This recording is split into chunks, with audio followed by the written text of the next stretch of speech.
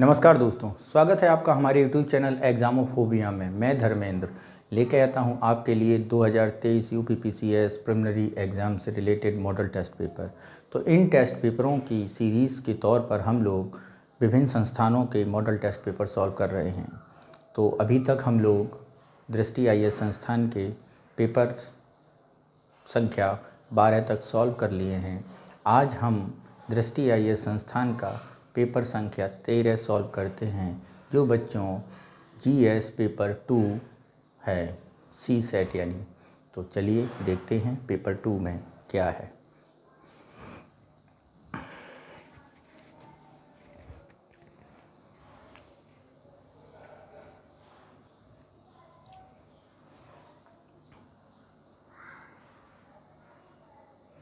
तो बच्चों पहला क्वेश्चन क्या कह रहा है उसे समझते हैं। पहला कह रहा है प्रश्न 1 से 5 के लिए निम्नलिखित गद्यांश को ध्यान से पढ़ना है। ठीक है, तो देखते हैं क्या कह रहा है गद्यांश और उसके आधार पर प्रश्न संख्या 1 से 5 तक उत्तर दीजिए। देखते हैं क्या है। आज की भारतीय शिक्षित नारी को गृहिणी के रूप में न देख पाना पुरुषों की एकांकी दृष्टि का परिणाम है। ओके, विवाह के बाद बदली हुई उनकी मना स्थिति तथा परिस्थितियों की कठिनाइयों पर ध्यान नहीं दिया जाता है, उसकी रुचियों और भावनाओं की उपेक्षा की जाती है। पुरुष यदि अपने सुख के साथ पत्नी के सुख का ध्यान रखें तो वह अच्छी गृहिणी हो सकती है। पत्नी और पति दोनों का कर्तव्य है कि वो एक दूसरे के कार्य में हाथ बटाएं और एक दूसरे की भावनाओं, इच्छाओं और रुचियों का ध्यान रखें। आखिर नारी भी तो मनुष्य है, उसकी अपनी ज़रूरतें भी हैं और वह भी परिवार में, पड़ोस तथा समाज में सम्मान पाना चाहती है। यदि नारी त्याग की मूर्ति है तो पुरुष को बलिदानी होना चाहिए। तो बच्चों इस तरह हमने देखा कि इस पैराग्राफ में नारी और पुरुष के बीच यानी एक तरह से गृहस्थ जीवन के बारे में बताया गया है। तो देखते हैं इस पैराग्राफ से संबंधित क्वेश्चन। पहला क्वेश्चन देखते हैं। पहला क्वेश्चन है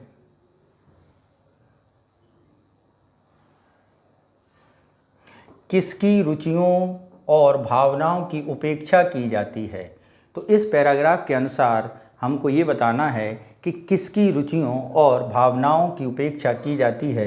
तो यदि हम देखें पहली लाइन में ही लिखा हुआ है कि शिक्षित नारी एक गृहिणी के रूप में पुरुष एकांकी दृष्टि का परिणाम के विवाह के बाद बदली हुई मना स्थिति और परिस्थितियों में कठिनाइयाँ ध्यान नहीं दी जाती और उसकी रुचियों और भावनाओं की उपेक्षा की जाती है। तो क्वेश्चन क्या है?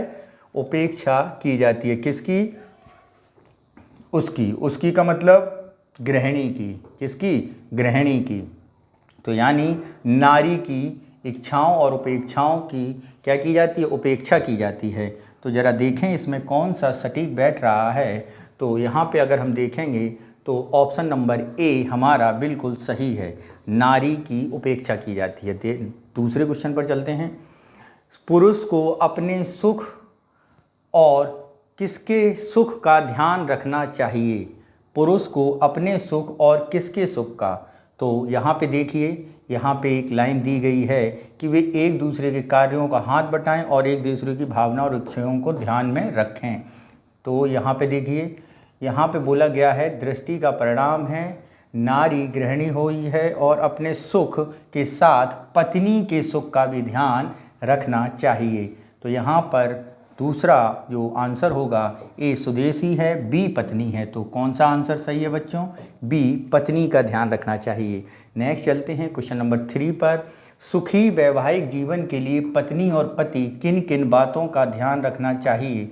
ऑप्शन ए एक दूसरे के कार्य में हाथ बटाएं, बी एक दूसरे की भावनाओं को ध्यान में रखें, सी एक दूसरे की इच्छाओं और रुचियों को ध्यान में रखें और डी उपयुक्त सभी। तो यहाँ पर अगर हम बात करें तो जो भावनाओं की बात की गई है वो उपयुक्त सभी के बारे में कहा गया है। ओके, नेक्स्ट चलते हैं क्वेश्चन नंबर 4 पर। यदि नारी त्याग की मूर्ति है तो पुरुष को होना चाहिए? ऑप्शन ए स्वार्थी, ऑप्शन बी परिश्रमी, ऑप्शन सी बातूनी या ऑप्शन डी बलिदानी। तो सबसे लास्ट लाइन में ही बोला गया है कि पुरुष को कैसा होना चाहिए, पुरुष को बलिदानी होना चाहिए। यानी यहाँ पे हमारा क्या सही होगा, यहाँ पे हमारा ऑप्शन डी सही होगा। ठीक है, नेक्स्ट चलते हैं क्वेश्चन नंबर 5 पर और देखते हैं इस गद्यांश के लिए उपयुक्त शीर्षक। पहला, सुखी वैवाहिक जीवन का आधार, दुखी वैवाहिक जीवन का आधार, भारतीय नारी या अच्छी गृहिणी। तो यहाँ पे अगर हम बात करें दाम्पत्य जीवन के बारे में बताया गया है तो सुखी जीवन का आधार is the right answer. Next चलते हैं क्वेश्चन नंबर 6 पर और देखते हैं अधोलिखित में से अशुद्ध वर्तनी वाला शब्द कौन सा है। तो ऑप्शन है आपका श्रृंगार, वर्तनी यानी बोलने में जिस प्रकार लिखा है वैसा बोलेंगे तो वो अशुद्धता प्रतीत हो। ठीक है, तो देखते हैं पहला श्रृंगार, बी दुष्कर, सी पुष्ट और डी विद्यवान। तो बच्चों यहाँ पर अगर आप देखेंगे अशुद्ध वर्तनी वाला जो शब्द होगा वो होगा विद्यवान। कौन सा बच्चों, विद्यवान। नेक्स्ट चलते हैं क्वेश्चन नंबर 7 पर और देखते हैं 7 क्या कह रहा है।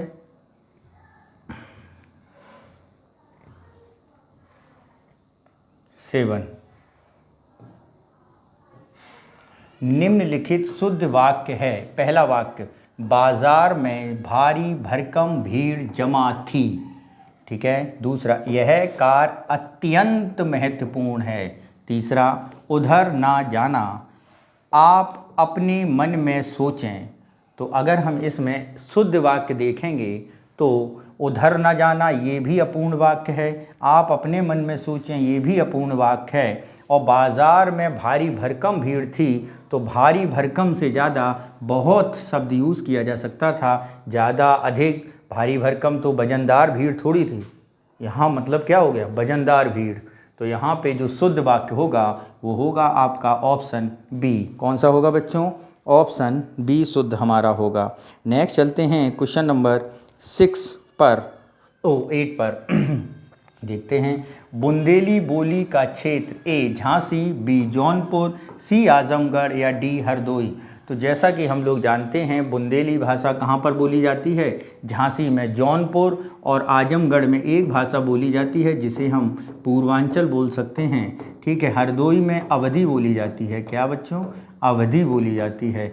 नेक्स्ट चलते हैं अगले क्वेश्चन नंबर 9 पर और देखते हैं क्या है 9 और उसे देखते हैं। 9 है आपका, रेलगाड़ी जा चुकी होगी में कौन सा काल होगा, ए अपूर्ण वर्तमान, बी सामान्य वर्तमान या सी संदिग्ध वर्तमान या डी संदिग्ध भूत। तो यहाँ पे देखिए भविष्य की बात, वर्तमान की बात की जा रही है, लेकिन किसकी, एक परिकल्पना दी जा रही। जैसे नहीं हम लोग ट्रेन पकड़ने जाते हैं तो क्या बोलते हैं, ट्रेन चली गई होगी, तो होता तो प्रेजेंट का ही टाइम है, यानी कार्य तुरंत होके गया है। ठीक है, तो है तो वर्तमान में ही, लेकिन ये एक संभावना व्यक्त की गई है, एक संदिग्धता व्यक्त की गई है। तो यहाँ पे क्या होगा, संदिग्ध वर्तमान। क्या है बच्चों, संदिग्ध वर्तमान। नेक्स्ट चलते हैं क्वेश्चन नंबर 10 पर और देखते हैं 10 क्या कह रहा है। परमानंद में समास है, ए कर्मधारय, बी बहुब्रीहि, सी द्वंद्व या डी तत्पुरुष।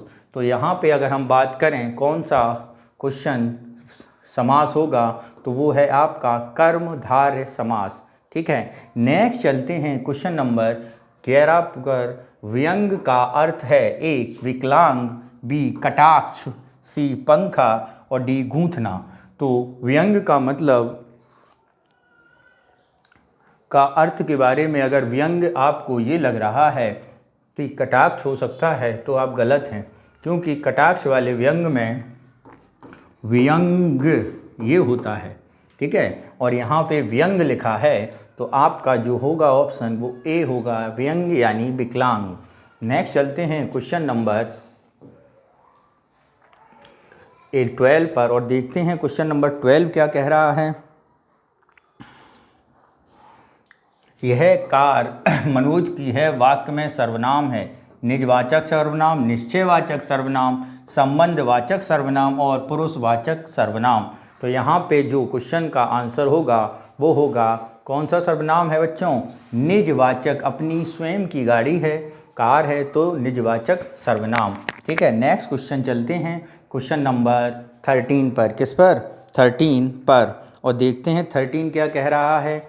अजन का उपयुक्त अर्थ है ए सुनसान, बी समाप्त, सी अग्नि और डी कंधा। अजन के बारे में यदि हम बात करें क्या अर्थ होगा, तो अजन का अर्थ बच्चों होता है सुनसान। क्या होगा? सुनसान, यानी ए ऑप्शन सही होगा।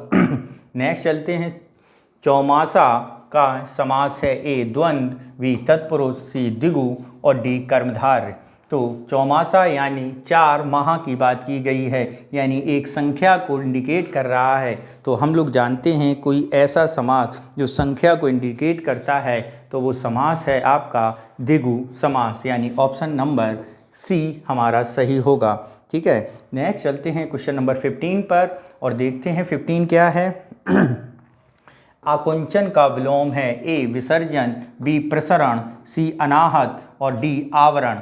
तो आकुंचन का विलोम है बच्चों आकुंचन के बारे में अगर हम बात करें तो आकुंचन का विलोम होता है, कुंचन माने होता है दबाना, रोकना। ठीक है, और जबकि इसका जो विलोम होगा वो होगा प्रसरण, यानी फैलना, यानी जाना। नेक्स्ट चलते हैं क्वेश्चन नंबर 16 पर।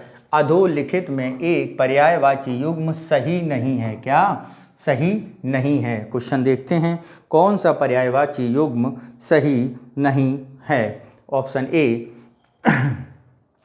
फूल मंजरी, ऑप्शन बी पुत्री दुहिता, ऑप्शन सी पान तांबुल और ऑप्शन डी घरे घड़ा मलाए। तो यहाँ पे अगर हम बात करें जो सही सुमेलित नहीं है वो है आपका घड़ा मलय। क्या है? घड़ा मलय। ठीक है, नेक्स्ट चलते हैं क्वेश्चन नंबर 17 पर और देखते हैं 17 क्या कह रहा है। हाथ पांव मारना, ये पर्याय वो मुहावरा है, तो इसका मतलब क्या होता है? ए विनाश करना, बी भाग जाना, सी विवर्ण का होना या डी प्रयत्न करना। तो हाथ पांव मारना यानी प्रयत्न करना। नेक्स्ट चलते हैं क्वेश्चन नंबर 18 पर।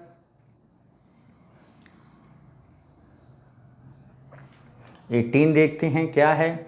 ओस का तत्सम शब्द है। ऑप्शन ए ओस का तत्सम शब्द अवसाय, बी रोम, सी जाड्य या डी अक्षोट।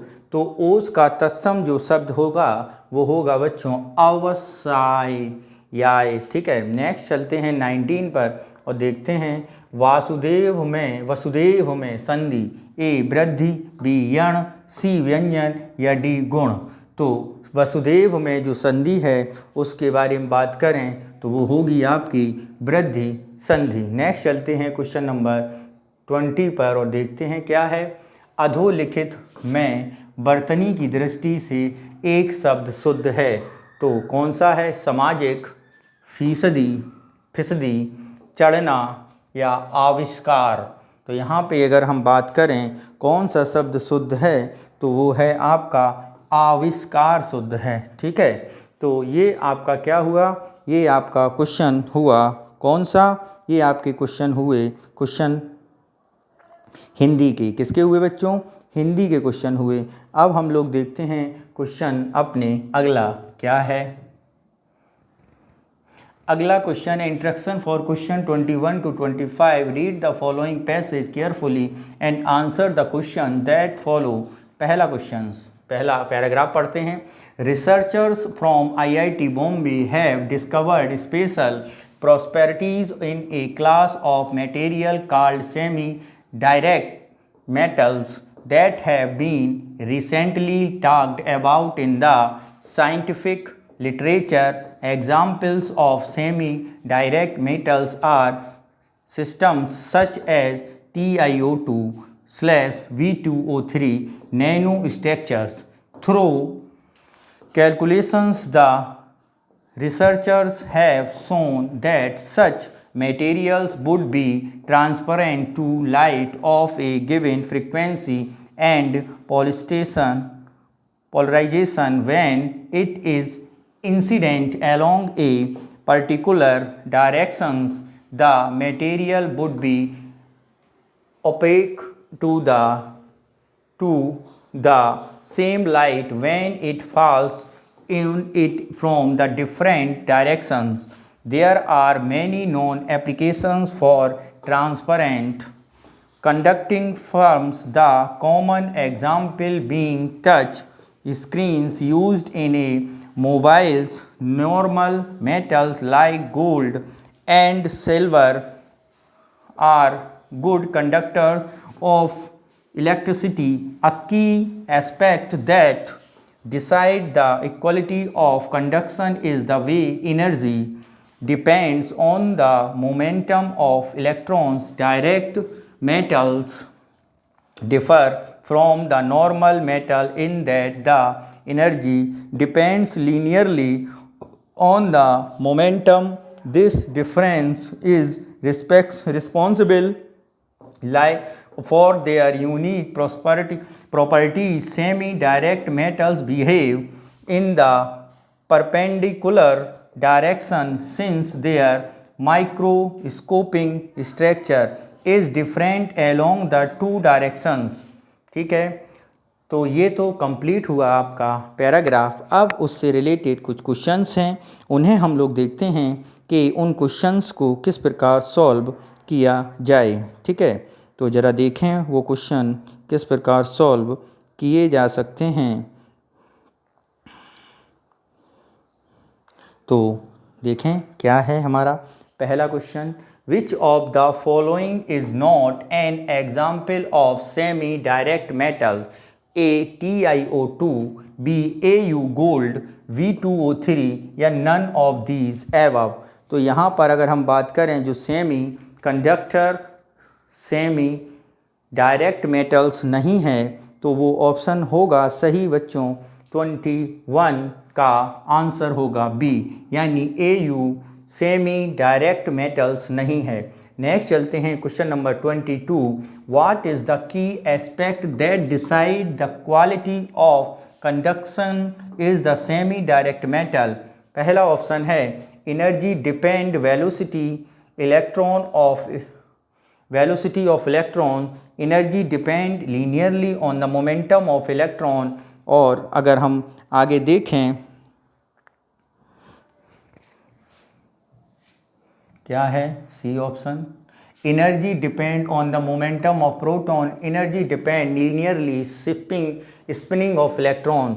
तो यहाँ पे देखिए क्या लिखा है, एनर्जी किस पर डिपेंड करती है? वो नॉर्मल मेटल गोल्ड वो करती है depend linearly momentum of electron. किस पर? लीनियरली मोमेंटम ऑफ इलेक्ट्रॉन पर, यानी बी ऑप्शन सही होगा। नेक्स्ट चलते हैं क्वेश्चन नंबर 23 पर और देखते हैं क्या है 23। When the same light falls on the semi-direct metal from different direction, the metal becomes transparent, glossy, translucent या opaque। तो क्या बन जाएगा आपका मेटल्स? आपका मेटल बन जाएगा opaque। नेक्स्ट चलते हैं क्वेश्चन नंबर 24 पर और देखते हैं, semi direct metal behave like normal metal when they are in which of the following direction? Option A perpendicular, option B tangent, option C parallel या ऑप्शन डी इंटरसेक्शन। तो वो metal क्या होगा? वो होगा परपेंडिकुलर, यानी ऑप्शन ए हमारा सही उत्तर होगा। नेक्स्ट चलते हैं question number 25, which of the following institute has discovered special property semi direct metals? A IIT Kanpur, B IIT Delhi, C IIT Mumbai या डी IIT गुवाहाटी। तो किसके द्वारा डिस्कवर्ड की गई है ये? तो ये की गई है IIT बॉम्बे के द्वारा, यानी सी ऑप्शन हमारा सही होगा। चलिए, तो 21 से 25 हो गए हैं। अब देखते हैं हमारा क्वेश्चन नंबर 26 क्या कह रहा है, choose the word which is opposite in meaning to convolution. तो question A unrest, B agreement, C confront या डी अप्रूवल। तो मीनिंग क्या होगी इसकी? तो इसकी मीनिंग होगी अपोजिट, अनरेस्ट। क्या होगी? अनरेस्ट होगी। नेक्स्ट चलते हैं क्वेश्चन नंबर 27 पर और देखते हैं क्या है 27 और उसे सॉल्व करते हैं। तो देखते हैं 27। Pick the synonym of prognosis from the following: A calculation, B expectations, C projection या D cast। तो क्या होगा सिनोनिम? तो बच्चों इसका सिनोनिम होगा कास्ट। क्या होगा? कास्ट सिनोनिम होगा। नेक्स्ट चलते हैं क्वेश्चन नंबर 28 पर और देखते हैं out of the following find out the incorrectly spelled.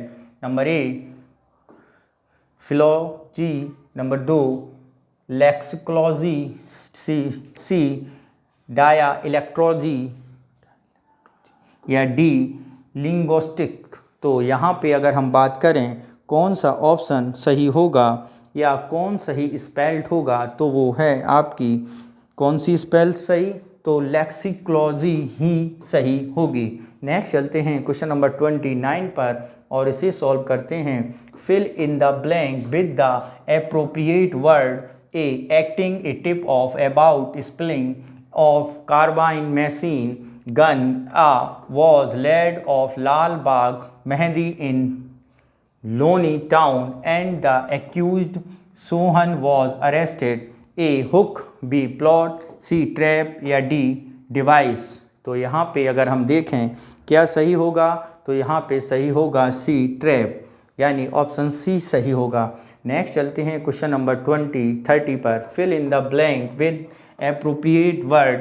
The world trade organisation has said that India offered subsidies agriculture sector. इसमें क्या होगा? A released, B prohibited, C facilitated या डी असिस्टेड। तो यहाँ पे अगर हम बात करें तो भारत में जो बात की गई है सब्सिडी की एग्रीकल्चर सेक्टर की, तो वो फैसिलिटेटेड होनी चाहिए, ये WTO ने कहा है। नेक्स्ट चलते हैं क्वेश्चन नंबर 31 पर और देखते हैं 31 क्या कह रहा है।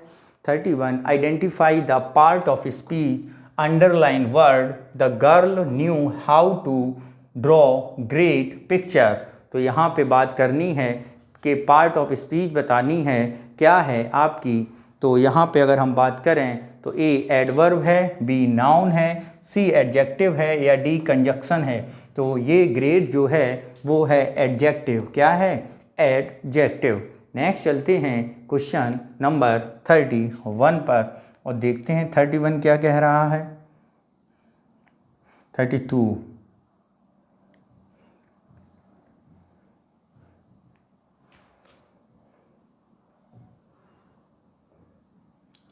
दो अभाज्य संख्याओं का योग हमेशा कैसा होता है, ये पूछा गया है। तो दो अभाज्य संख्याओं का योग ए हमेशा विषम संख्या होती है, बी हमेशा एक सम संख्या होती है, सी या तो सम संख्या अथवा विषम संख्या होती है या डी उपरोक्त में से कोई नहीं। तो यहाँ पे हम बात करें कि कौन सी अभाज्य संख्याओं का जो हमेशा योग होता है वो कैसा होता है, तो वो बच्चों होता है हमेशा कभी सम और कभी विषम। कैसा होता है? कभी सम और कभी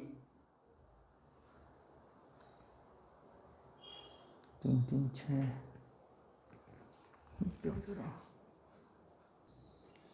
तो इसका अगर हम बात करें कैसा होगा, तो कि तो या सम होगा या विषम होगा। फॉर एग्जाम्पल अगर देख लें, अभाज्य संख्याएं देख लें 1 3 2 5 7 7, ठीक है 13 11 17 23 19। अगर इनमें से हम कोई भी संख्या ले लें, सपोज दैट 1 + 2 लिया तो 3 आया, तो योग क्या हुआ यहाँ पे ऑड हुआ। ऐसे ही 2 + 5 ले लिया तो 7 आया, ठीक है 5 + 3 ले लिया तो 8 आया। तो दो अभाज्य संख्याओं का योग हमें कभी सम होगा या कभी विषम होगा, यानी ऑप्शन सी सही होगा। नेक्स्ट चलते हैं क्वेश्चन नंबर 33 पर और देखते हैं 33 क्या कह रहा है। 33 क्या कह रहा है उसे ज़रा समझते हैं। तो ज़रा पढ़ें। रामलाल तथा गोपी को 4 दिन एक साथ कार्य करने के लिए 1920 मजदूरी प्राप्त होती है। कार्य में रामलाल की क्षमता गोपी की क्षमता की दुगनी है, तो रामलाल प्रतिदिन मजदूरी क्या है? तो अगर हम बात करें 4 दिन की, क्या 1920 रुपये है। ठीक है, तो ज़रा इसमें हम देखते हैं। तो बच्चों इसमें सॉल्व करने का बड़ा सीधा फंडा है। आप क्या करें, आप निकालें कि 4 डे का कितनी मजदूरी है। 4 डे की मजदूरी अगर हम लिखेंगे तो आपकी 90-20 है। कितनी है? 90-20। तो एक दिन की निकाल लें तो कितनी हो जाएगी? 90-20 बाई 4, यानी ये आपकी हो गई 480। क्या हुआ? 480। इसके बाद अगर हम बात करें एफिशिएंसी या क्षमता कितनी है रामलाल, तो रामलाल की क्षमता, Ramlal is equal to 3 into Gopi, यानी गोपी से 3 गुना ज़्यादा काम करता है।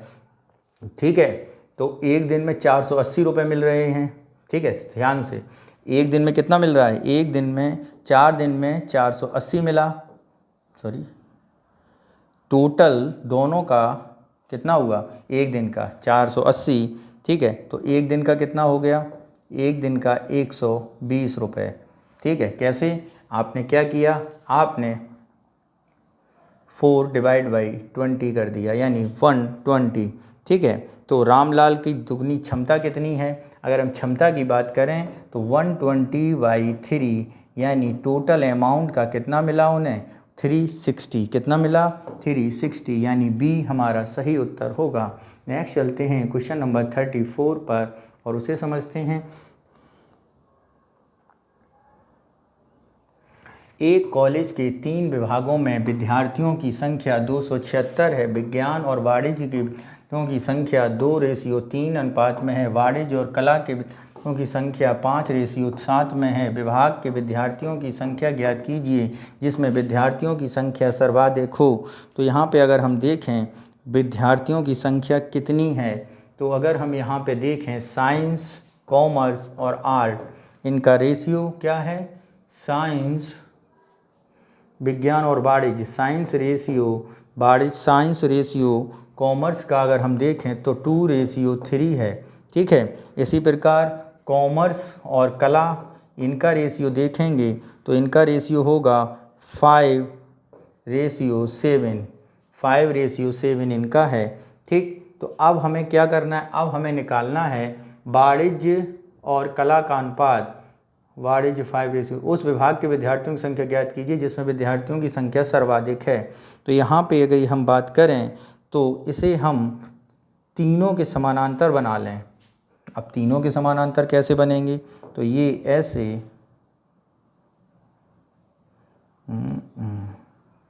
ऐसे बनेंगे। ठीक है, और ये ऐसा। तो रेशियो क्या बनेगा? रेशियो बनेगा 5 इंटू 2 यानी 10, रेशियो 5:10 यानी 15, रेशियो यानी ABC रेशियो हमने निकाल लिया। और ये हुआ आपका 7 3 जा 21, यानी 5 × 2, 5 × 3 और 3 × 7, तो रेशियो बन गया 10:15:21। ठीक है, अब इनको क्या कर दें? अब बच्चों इनको हम क्या कर देंगे? ऐड करते हैं। तो क्या होगा? तो ऐड करने के बाद टोटल स्टूडेंट देखेंगे हैं आपके 46। ठीक है, कितने हुए? 46, और उसमें कुछ संख्या दी जा रही है। इन अनुपाती योग निकाला, कितना आया? अनुपाती योग हमारा 46 हो गया। 46 इज़ इक्वल टू कितने छात्रों के बराबर दिया गया है? अगर हम x मान लें, मान लो अनुपाती आपका x हो गया, तो टोटल छात्र आपके कितने हैं? 276। ठीक है, तो एक रेशियो कितने से बराबर हो जाएगा? 276/46। तो इसे जब सॉल्व करेंगे तो ये आपका आ जाएगा 6। क्या आ जाएगा? 6। और फिर रेशियो किसका निकालना है? जिसमें विद्यार्थियों की संख्या ज्ञात की, जिसमें विद्यार्थियों की संख्या सर्वाधिक है। तो सर्वाधिक रेशियो किसका है? तो सर्वाधिक रेशियो बच्चों जो आ रहा है वो है आपका आर्ट का। किसका है? 8 का, तो मैक्सिमम स्टूडेंट 21 मल्टीप्लाइड बाई 6, तो जब ये करेंगे तो आएगा आपका 216,126, यानी ऑप्शन नंबर सी हमारा सही उत्तर होगा। कुछ नहीं करना है, सीधा रेशियो का A ratio B ratio C करके निकाल लेना है, ठीक है, मध्यानुपाती करके उसका मल्टीप्लाई। नेक्स्ट चलते हैं क्वेश्चन नंबर 35। एक पेड़ 15 शाखाएं हैं, प्रत्येक संख्या पर 5 उपशाखाएं हैं, प्रत्येक उपशाखा पर 20 पत्तियां हैं, लेकिन 10 उपशाखाओं में प्रत्येक उपशाखा पे 10 पत्तियां गिर जाती हैं, तो अन्य उपशाखाओं को खराब मौसम की वजह से काट दिया गया। पेड़ में वर्तमान कितनी पत्तियां थीं? क्या है बच्चों, वर्तमान कितनी पत्तियां थीं, ये पूछा गया है। तो एक ट्री है, ठीक है, एक पेड़, उस पे ब्रांचेस कितनी हैं? 5 ब्रांचेस हैं, ठीक है, और 5 ब्रांचेस में 15 शाखाएं बात करें तो 15 × 5 यानी आपकी 75 क्या हो गई, उपशाखाएं हो गई, ठीक है। अब अगर बात करें 10, लेकिन 10 उपशाखाओं में प्रत्येक में 10 पत्तियां गिर जाती, 10 × 10 = 100 क्या है, पत्तियों का नुकसान हो गया। जब 100 पत्तियों का नुकसान हो गया तो फिर आगे क्या बचा है, आगे आपका बचा है कि गिर जाती 7 उपशाखाओं के ख़राब मौसम की वजह से काट दिया, तो 7 उपशाखाओं को ख़राब मौसम की वजह से काट दिया, तो जो ब्रांचेस हैं, जो आपकी शाखाएं बची हैं, वो कितनी बची हैं, 75 -10 -7, तो ये आपका हो जाएगा 58। कितना हुआ, 58। तो अब इसमें पत्तियां देखें तो पत्तियां बची 58/20, यानी कितनी पत्तियां हैं आपकी, 1160, ठीक है। अब बात करते हैं 10 में से 10 उपशाखाओं में पत्तियां गिर गईं, 3 थी, 10 गिर गईं, तो 20 थी, 10 गिर गई, तो कितनी बची, 10। तो 10 शाखाओं में 10 पत्तियों की संख्या कितनी हो गई, 100, ठीक है। तो 1160 + 100 यानी 1160 + 100, तो आपका कितना हुआ, 1260, यानी ऑप्शन नंबर ए हमारा सही उत्तर होगा। नेक्स्ट चलते हैं क्वेश्चन नंबर 36 पर और देखते हैं क्या है 36 और उसे समझने का प्रयास करते हैं, ठीक है। 36 देखते हैं हम लोग। यदि 200 से 800 तक की सभी संख्याएं लिखी जाएं तो ऐसी कितनी संख्याएं आती हैं जिनमें सैकड़े का अंक दहाई के अंक तथा दहाई का अंक इकाई के अंक से बड़ा होगा। तो ये बड़ा अच्छा सवाल है और इसे अगर सॉल्व करना है तो हम लोग देखते हैं तरीका कैसे सॉल्व किया जाएगा। तो यहाँ पर बच्चों सीधे आप क्या करेंगे, आप संख्याएं निकालेंगे। कैसे निकालेंगे ये ज़रा समझते हैं। जैसे अगर हम बात करते हैं, थोड़ा इसे बड़ा कर लें तो कोई दिक्कत तो होगी नहीं, हाँ ठीक है। जैसे बात की गई है 200 से कितनी 800, ठीक है, 200 से 800 के बीच सभी संख्याएं लिखी जाएं तो ऐसी कितनी संख्याएं आती हैं जिनमें सैकड़े का अंक, ठीक है, दहाई के अंक से तथा दहाई का अंक इकाई के अंक से बड़ा हो। तो ऐसी संख्याएं, जैसे आपको पता होगा कि कौन सी संख्याएं होती हैं, जैसे आपकी अगर हम ये 3 डिजिट की संख्या लिखें तो इसे इकाई, दहाई, सैकड़ा, यानी 3 डिजिट की संख्याएं होंगी। अब ये क्या कह रहा है, ये कह रहा है सैकड़े का अंक, यानी सैकड़ा आपका ये है सैकड़े का अंक, दहाई के अंक से बड़ा, यानी 1 इज़ ग्रेटर देन। अगर हम यहाँ पे आइडेंटिफाई कर लें, अगर हम यहाँ पे बच्चों आइडेंटिफाई कर लें, क्या आइडेंटिफाई कर लें, इन्हें थोड़ा नामकरण दे दें।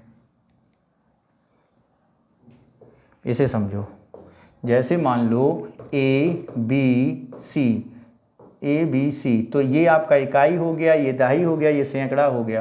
तो ये कह रहा है कि A का अंक दहाई के अंक से बड़ा, यानी A दहाई से बड़ा हो B से, तथा दहाई क्या हो C से बड़ा, यानी इकाई से भी बड़ा, दहाई का अंक इकाई से बड़ा हो। तो ज़रा देखते हैं ऐसी कितनी संख्या होंगी। तो सबसे पहली संख्या अगर हम बात करें 200 में, तो 200 की में सबसे बड़ी जो संख्या होगी वो होगी, इस कंडीशन को फॉलो करे तो वो होगी केवल 210। कौन सी होगी, 210। ऐसे ही अगर हम 300 की बात करें, 300 की, तो 1 2 तो क्या हो गई 1 2, तो एक तो हो गई 310, एक हो गई 320, ठीक है, और एक हो गई 321, ठीक। तो कितनी संख्या हुई यहाँ पे संख्याओं को देखें तो संख्या हुई यहाँ पे 3, ठीक है। नेक्स्ट अगर हम बात करें 400 में, तो 400 में अगर हम बात करें तो 410,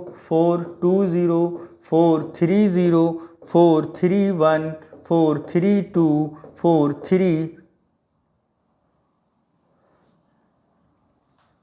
433, ठीक है। तो कितनी हो गई 1 2 3 4 5 6। एक और देख लेते हैं 500 की लाइन में देख लें तो इसमें कौन कौन सी बनी 510, 520, 530, 531, 532, 540, 541 और 542 और 543 और 544, यानी 1 2 3 4 5 6 7 8 9 10, ठीक है। तो आप अगर हम बात करते हैं यहाँ पे अगला 600 निकाल लें, ठीक है। तो अगर हम इसमें और देखें, अब देखो यहाँ पे अगर हम संख्याएं ऐसी देखें तो 1 निकली, यहाँ पे संख्या देखें 1 2 3 3 निकली, यहाँ पे संख्या देखें तो ऐसी 6 निकली, यहाँ पे संख्या गिनेंगे तो ऐसी 10 निकलेंगी, ठीक है। यानी यहाँ पे गिना तो 3, यहाँ पे गिना तो 6, यहाँ पे गिना तो 10, 6 वाली लाइन में जाओगे तो 15, 7 वाली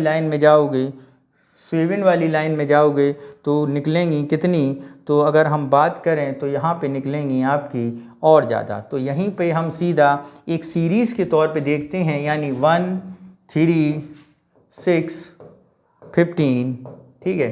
तो यही जब आप हल करेंगे तो कैसे होगा, तो यहाँ पे अगर बात करें तो 7 माइल में 21, तो अगर हम इसमें ज़रा देखें तो 1 आई, 1 के बाद 3, ठीक है, 1 के बाद कितना आया 3 आया, ठीक।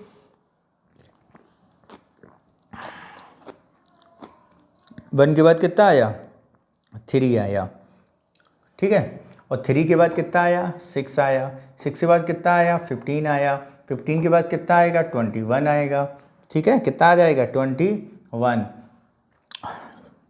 तो यदि इन्हें हम ऐड कर दें, क्या इन्हें हम ऐड कर दें, एक सीरीज़ आप नहीं देख रहे हैं 1 + 2 + 3 + 8, ठीक है, नहीं 8 नहीं, कितना बचा 9, ठीक है, और प्लस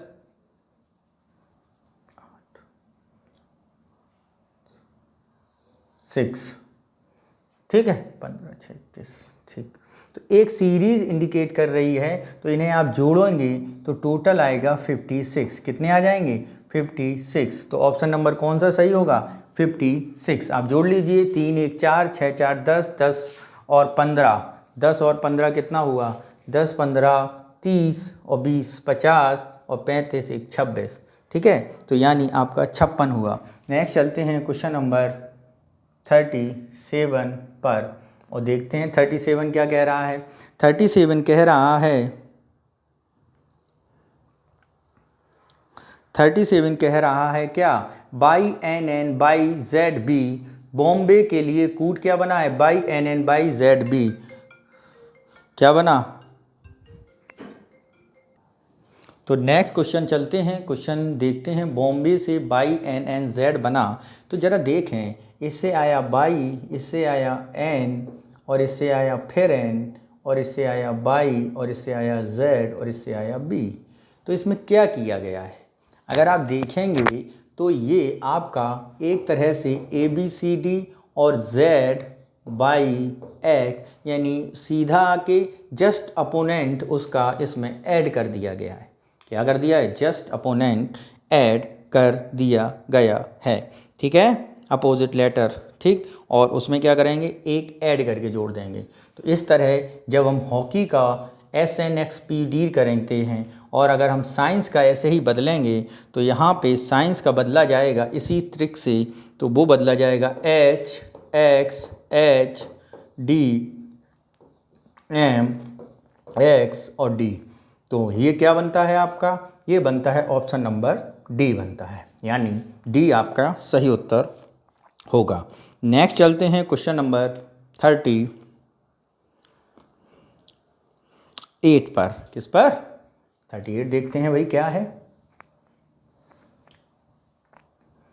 38 यदि 521 की पावर k से पूर्णतः विभाजित हो तो k का अधिकतम मान ज्ञात करिए। तो k का अधिकतम मान ज्ञात करिए। तो देखते हैं क्या है इसमें मान। 500 एक्सपोनेंशियल 21 की पावर k, ठीक है, में k का मान ज्ञात करना है। करते हैं सर, छोड़ेंगे नहीं इसको भी हम लोग। तो यहाँ पर हम 21 को कैसे लिख सकते हैं?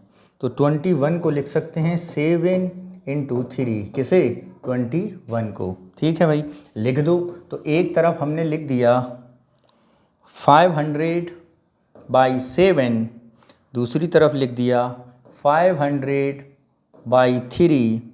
ठीक है, तो इसे जब सॉल्व करेंगे तो आ जाएगा इसमें 71 और इसमें आपका 61, क्या आएगा 166। ठीक है, आपने डिवाइड करके ये निकाला।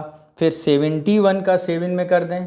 71/7 इसे किया तो आया 10। ठीक है, 10/7 करें तो आया 81। ठीक है, और ऐसे ही 166 का डिवाइड करेंगे तो आएगा 55। 55 का डिवाइड 3 से करेंगे तो आएगा कितना? 8। ठीक है, और 18 का करेंगे तो आएगा आपका 6। तो इस तरह जब हम ऐड करते हुए जाएंगे तो आपका इसमें अगर हम ऐड करते हुए जाएंगे तो ये ऐड करते हुए करने के बाद k = आ जाएगा आपका 247। कितना आ जाएगा? 247, यानी ऑप्शन नंबर सी हमारा सही उत्तर होगा। नेक्स्ट चलते हैं क्वेश्चन नंबर 39 पर और देखते हैं 39 क्या कह रहा है। 39 देखिए, 39 क्या कह रहा है। किसी संस्था में 60% कर्मचारियों के पास बाइक है, 30% कर्मचारियों में प्रत्येक के पास कार है, 15% कर्मचारियों बाइक और कार दोनों हैं। कुल 1920 कर्मचारियों में कितने कर्मचारियों के पास बाइक है ना ही कार है? तो ज़रा देखें 60 to 15 और इसे समझते हैं। तो बच्चों 60 - 15 देखें ज़रा हम लोग, तो ये हुआ आपका 15। ठीक, ज़रा समझें 16। ठीक, ज़रा इसको घटाएं तो 45% क्या हुआ? ये हुआ आपका बाइकर्स। ठीक है, और कितना? 30%। 30% क्या हुआ? 15% क्या हुआ? कार। और ये 15 इधर है ही, तो यानी इससे बोथ हैं जो दोनों। ठीक है, ऐसे समझो ज़रा, इसे एक बार ऐसे कर सकते हैं। किसी संस्था में नंबर ऑफ़ A + B कितना हो गया, या कार और वो है 16। ठीक, नंबर ऑफ़ A है आपका 30%, नंबर ऑफ़ B है आपका 15%, वो सॉरी नंबर ऑफ़ B क्या है आपका? संस्था में करने पर बाइक है। अच्छा, ये आपका 60%। ठीक है, इसके बाद 15% कॉमन है, एन इंटरसेक्शन B है आपका 15%। तो ज़रा इसका कलर चेंज करते हैं पहले और फिर सॉल्व करते हैं, ज़्यादा समझ में आएगा। तो यहाँ पे देखते हैं एन A इंटरसेक्शन B है आपका 15%। ठीक, तो जब अगर हम इसे वेन आरेख में बनाएंगे तो कितना है हमारा टोटल है हमारा 60% का बना लिया, और ये हमने 30% का बना लिया। तो बच्चों 30% क्या है आपके? दोनों हैं। 50% दोनों हैं, तो 15 यहाँ पे लिख दिया क्योंकि 15% दोनों हैं। तो 60 में 15 कम किया, 45% केवल बाइक्स हैं, और इसमें कर दिया तो 15% केवल क्या हैं? कार्स हैं, बाइक है, और 30% का प्रत्येक के पास कार हो गई, 15 पर दोनों हो गए। ये होने के बाद क्या चाहिए? कितने कर्मचारी जिनके पास ना बाइक है ना कार है? तो टोटल जब हम जोड़ेंगे तो 45 + 15 +, ठीक है, जोड़ दें सारा 15 कुछ इसमें नहीं है, तो ये हुआ आपका 75%, यानी 75% के पास क्या है? बाइक्स कार्स हैं टोटल, यानी जिनके पास सारे वाहन हैं। तो कितनों के पास कोई वाहन नहीं है, इसका निकालना है। तो कितना बचा है? तो बच्चों ये बचा है 25% के पास कुछ भी नहीं है, इनके पास कुछ भी नहीं है। तो सीधा निकाल लो 90-20, ठीक है, ऐसे करो, मल्टीप्लाइड बाई 25/100 और ये काट दिया 4 बार, ये काट दिया और 16 6 4 4 16 और 3 2 4 8 32 और 880, यानी 20 का 25% है 480। बहुत सही, यानी आपका हुआ 480। नेक्स्ट चलते हैं क्वेश्चन नंबर 40 पर। किसी कक्षा में 40 विद्यार्थी हैं, लड़कियों की संख्या लड़कों की संख्या का दुगना है, कर दो दुगना। और एक योगेश की रैंक सीट से 70वां है, योगेश के आगे 9 लड़कियां हैं, तो योगेश के बाद लड़कों की संख्या। तो भाई सीधी बात है, अब विद्यार्थी कितने हैं? 60 हैं, ठीक है। बॉयज़ लड़कियों की संख्या लड़कों की संख्या का 2 गुना है, लड़कों की संख्या का, या लड़कों की संख्या का, girls is equal to 2 boys, लड़कों की संख्या का दुगना है लड़कियों की संख्या, ठीक है। तो भाई गर्ल्स, यानी अगर हम b + 2b करें तो ये हो जाएगा 60, और 3b करें तो ये हो जाएगा 60, और b = करें तो हो जाएगा 20, तो लड़के हो गए 40, ठीक है। अब हो गया ना, बाकी बात क्या करें। यदि योगेश की रैंक सीट से 17वीं है, कितनी है सर? 17वीं है, और लड़के हैं कितने के टोटल? लड़के टोटल हैं 20, ठीक है। योगेश के बाद कितने लड़के होंगे?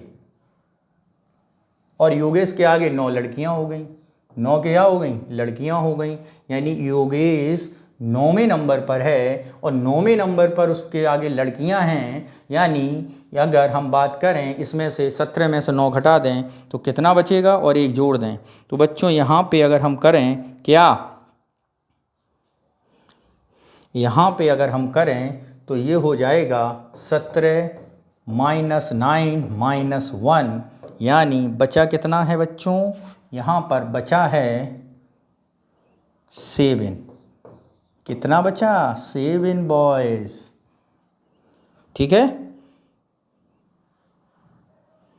ठीक, कोई दिक्कत तो नहीं है। उसके आगे कितने लड़के बचे हैं? 7 बॉयज़ बचे हैं। और इसकी रैंक कितनी है? इसकी रैंक 17 है।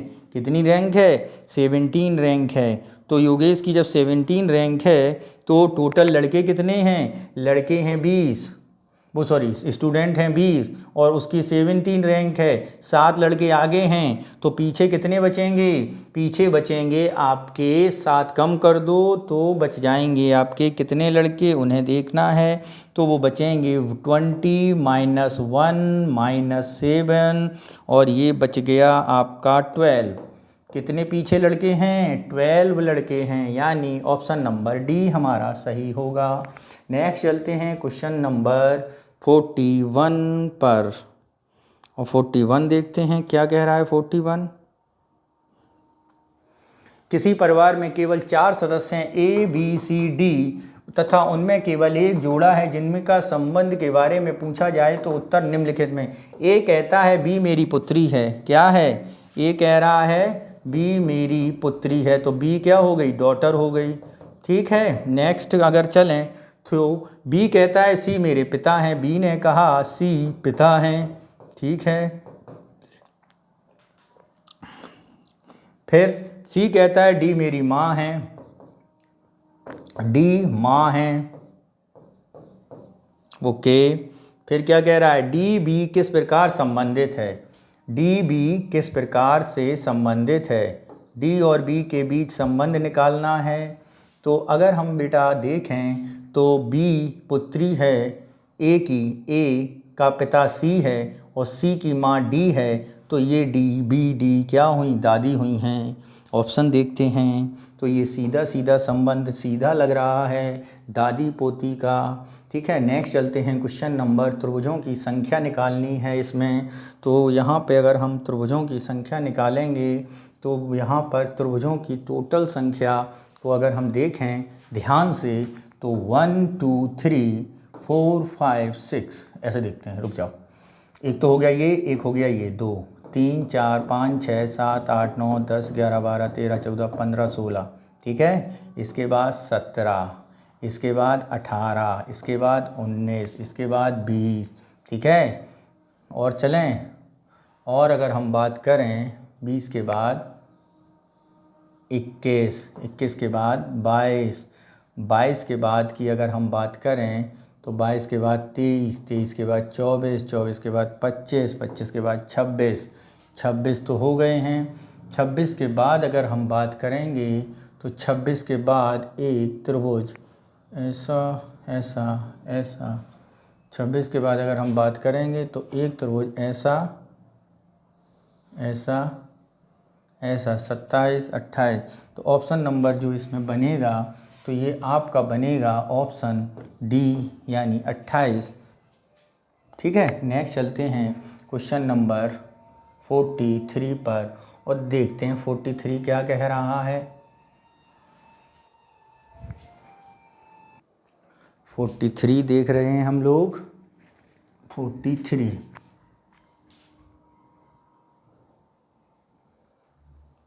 दो बाइक सवार दो भिन्न भिन्न बिंदुओं ए बी के मध्य दूरी 135 किलोमीटर है। पहला बाइक ए की ओर बी से 25 किलोमीटर और मुड़ता है और एक 15 किलोमीटर चलता है। इसके बाद बाईं ओर मुड़कर 33 किलोमीटर चलता है और दाईं ओर मुड़कर 25 किलोमीटर चलता है। दूसरा बाइक सवार बिंदु ए और बी 47 किलोमीटर चलता है। अब दोनों बाइक सवार के बीच की दूरी क्या होगी? तो ज़रा देखते हैं ये।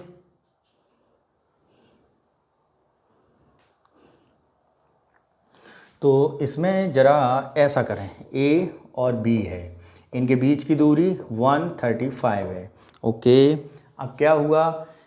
पहला बाइक सवार बिंदु ए से बी की ओर चला, 25 किलोमीटर चलने के बाद दाईं ओर 25 ओर चला, फिर दाईं ओर मुड़ गया, ये 25 हुआ, ये 15 हुआ, ठीक है। मुड़ता है और चलता है, उसके बाद बाईं ओर मुड़ जाता है, फिर वो बाईं ओर फिर मुड़ गया। अब कितना चल रहा है? अब वो बाईं ओर मुड़कर 33 किलोमीटर चलने दो भाई।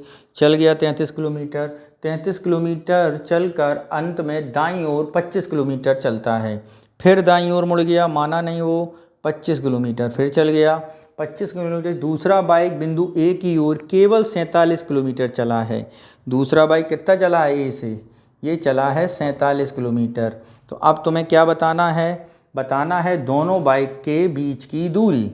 तो ये थोड़ा और बड़ा कर लो और यहाँ पर पहुँच गया बी, और ये बीच की दूरी है।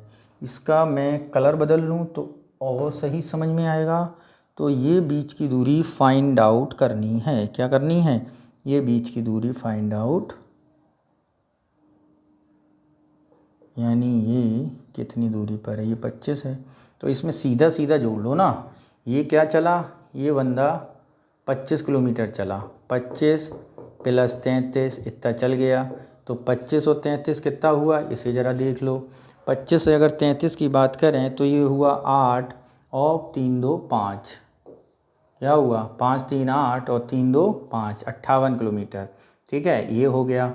अब ये 58 किलोमीटर चल गया। अब इसके बाद अगर हम बात करते हैं कि इतनी दूरी ए चला 58 किलोमीटर, बी आ गया 47 किलोमीटर, ठीक है। तो अगर हम इस बिंदु से इस बिंदु तक मिला दें, किस तक? इस बिंदु से इस बिंदु तक, तो ये कितना हो जाएगा?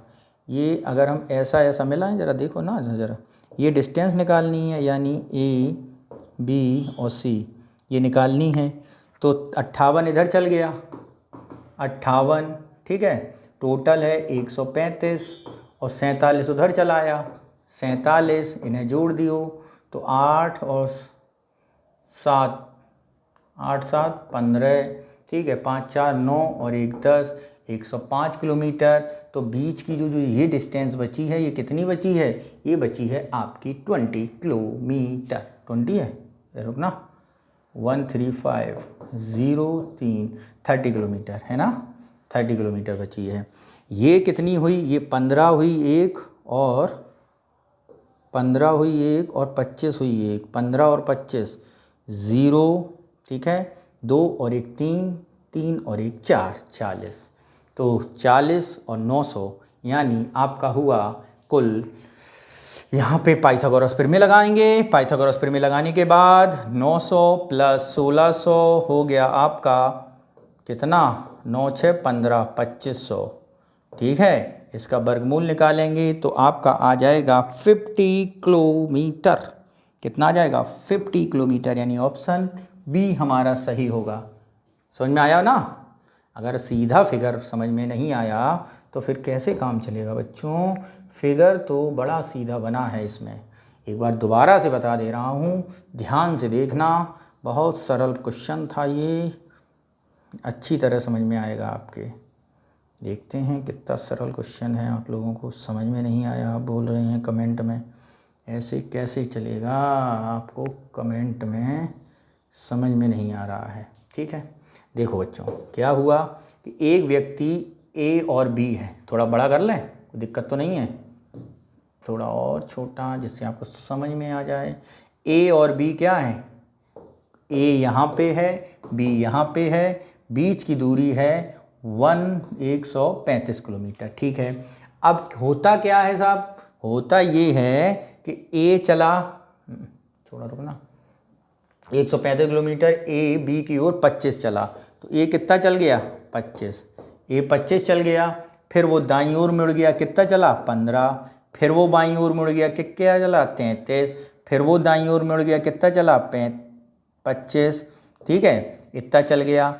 अब जो बी बंदा था, बी बंदे ने 47 किलोमीटर दूरी तय कर ली और आपसे पूछा है कि जो ए बाइकर था वो बी से कितनी दूरी, यानी ये डिस्टेंस आपसे पूछी है। ठीक है, तो अब इस डिस्टेंस को निकालने के लिए हमने क्या किया, हमने सिंपल फंडा लगाया।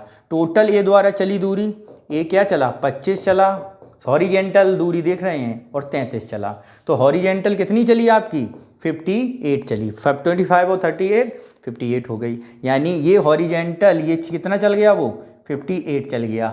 ए कितना, बी कितना चल गया था 47। इन दोनों को जोड़ दिया, इन दोनों को जोड़ने के बाद ये आया कितना 105 किलोमीटर।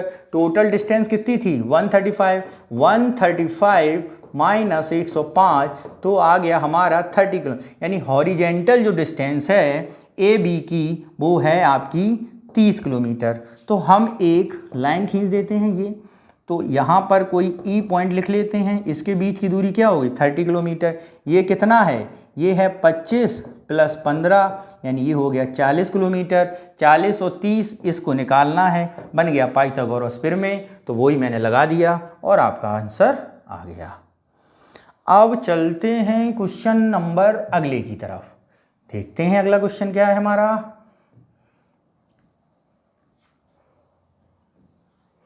देखो, किसी निश्चित कूट में सिस्टर को 22, 20, 23, 45 तथा ARC को 657 लिखा है, उसी कूट में अरेस्ट को लिखा जाएगा। तो ये पूछा है अरेस्ट को लिखा जाएगा।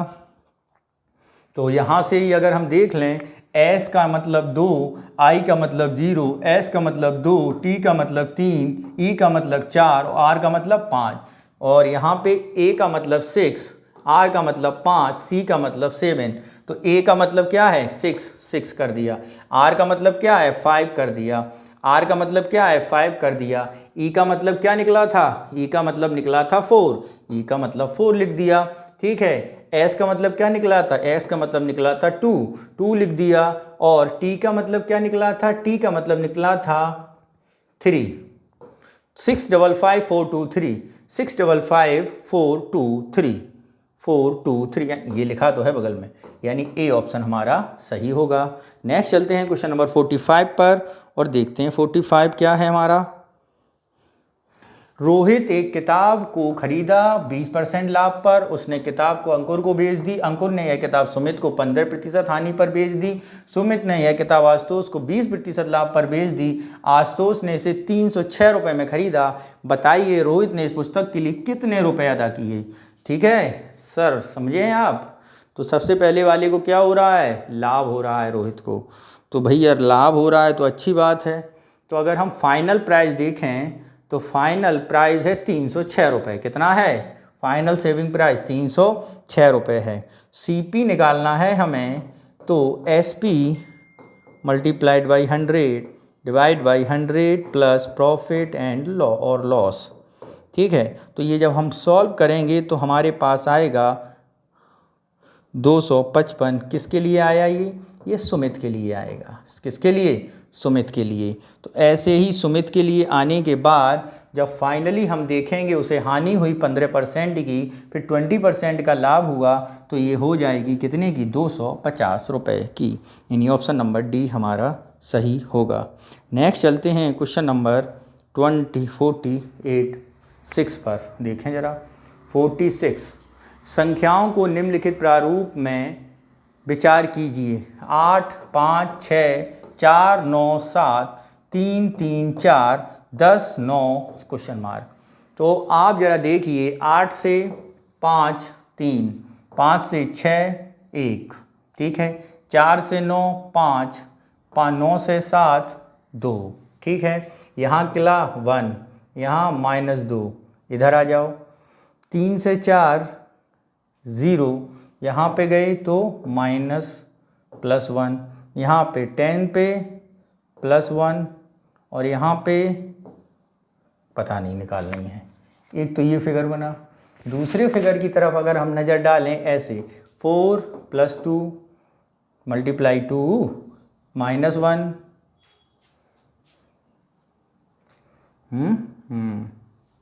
उसमें देखो, उसमें 5 के 2 = 10। तो इसे जब हम लोग सॉल्व करेंगे इस संबंध को, तो ये संबंध आपका बनेगा, तो ये संबंध आपका क्या बनेगा? ये संबंध आपका बन जाएगा 4 पर ऑप्शन। कुछ सवाल बच्चों ऑप्शन पे ध्यान देना। ऑप्शन में देखें 8 है, 5 है, 7 है और 9 है, ठीक है। अब जरा अगर हम इसमें 8 करें तो 8 क्या हो रहा है? 10 और 8 3, हम लगाएं दिमाग। तो यहाँ पे बच्चों हम देखें 8 4 12 और 3 15 और 10, यहाँ पे 15 आ रहा है, यहाँ तक 15 की जगह कितना लिया? 10। 9 5 14 और 3 17 आ रहा है, 17 की जगह कितना लिया? 9। ऐसे ही 7 6 13 और 4 17 आ रहा है, तो 17 की जगह यहाँ भी कितना है? यानी ऑप्शन नंबर 9 हमारा सही होगा।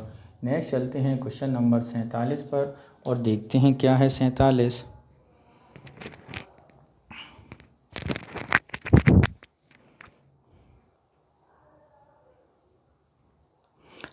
देखते हैं।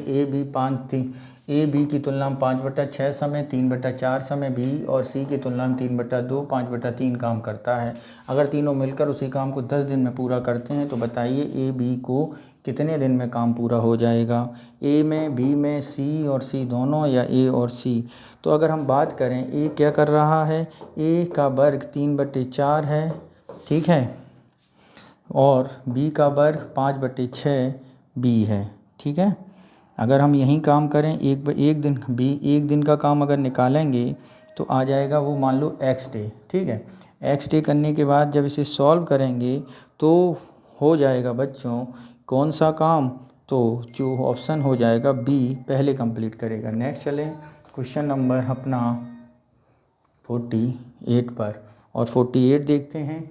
एक बैग में इतने सिक्के हैं, 50 पैसे, 25 पैसे, 10 पैसे, क्रमशः 2 8 7, यानी 50 25 और 10 कितना है? 3 8 और 5, ठीक है। बैग में 10 पैसे के सिक्कों की संख्या ज्ञात कीजिए। कुछ 840 पैसे हैं, ठीक। तो अगर हम यहाँ बात कर लें, 50 पैसे के सिक्के कितने हैं? 3:8:5 में, ठीक। तो अगर हम बात करें कितने सिक्के, टोटल रुपए कितने हैं, अगर हम इसे 50 × 3 ऐसा करते जाएं, ठीक है, प्लस 8 × 25 प्लस 3 × 50 5 × 10 बराबर 840। इसकी बात करें तो टोटल एक यूनिट में हो जाएंगे आपके 210, 4 यूनिट होने के बाद, ठीक है। तो 10 पैसे के सिक्के हो जाएंगे 50 × 10, यानी आपके हो गए कितने? 1050। कितने हो गए? 1050, यानी ऑप्शन नंबर सी हमारा सही होगा। नेक्स्ट चलते हैं क्वेश्चन नंबर 49 पर और देखते हैं 49 अगर हम देखें तो बच्चों 49 का आंसर होगा 3। 5 3 + 3 7 + 2 3 7 0 3 + 7 3। तो जब आप ये जोड़ोगे तो आपका आ जाएगा 4। ठीक। नेक्स्ट चलते हैं क्वेश्चन नंबर 50 पर और देखते हैं 50 क्या कह रहा है। किसी कोड में इतना दिया गया है, लिखा है, तो कोड में डिस्ट्रीब्यूशन कैसे लिखा जाएगा। तो बच्चों डिस्ट्रीब्यूशन लिखा जाएगा डिस्ट्रीब्यूटरी में, ठीक है, TISBUTDRY। नेक्स्ट चलते हैं क्वेश्चन नंबर 51 पर और देखते हैं 51 क्या कह रहा है। 51 देखते हैं। 51 है हमारा, एक बिंदु ए से दक्षिण पश्चिम की ओर चलता है, बी चलकर बी पर पहुंचता है, तत्पश्चात 150 डिग्री बाईं ओर मुड़कर 2 किलोमीटर की दूरी तय करता है, पहुंचता है सी से 60 डिग्री बाईं पर मुड़कर चलता है। तो अगर हम इसका एंगल बनाएंगे बच्चों तो ये बनेगा कुछ ए ऐसा, ठीक है। तो ये कितना है 30 डिग्री, ये है 120 डिग्री और ये है आपका 30 डिग्री, ठीक है। तो अब इसमें हमें करना क्या है, ए बिंदु के मध्य की दूरी क्या होगी। तो जब ये ए बिंदु की मध्य की दूरी की बात करें तो ये आपकी हो जाएगी कितनी, 2 किलोमीटर, ठीक। जैसे अगर यहाँ कर लें ए बी और सी, ऐसे करेंगे आप तो आपको हल मिल जाएगा। नेक्स्ट चलते हैं क्वेश्चन नंबर 52 पर और 52 करते हैं। +-8 × 7 परस्पर बदलने पर निम्नलिखित में से कौन सा विकल्प सही है। तो अगर हम इसे बदलें तो आपका जो विकल्प आएगा वो ए विकल्प सही होगा, ठीक है। अगर हम देख लें, अच्छा एक बार करके भी देख लेते हैं। जैसे प्लस को माइनस यानी 6, 8 को 7, माइनस एवं 8 और 7 को परस्पर बदलने पर, ठीक है, 6 - 7 × 2 - 8, देखो ज़रा 14 + 8 - 6, तो ये जोड़ेंगे तो प्लस के 14 और ये कट जाएंगे, कितना आएगा 0। नेक्स्ट चलते हैं क्वेश्चन नंबर 53 पर, देखते हैं क्या है।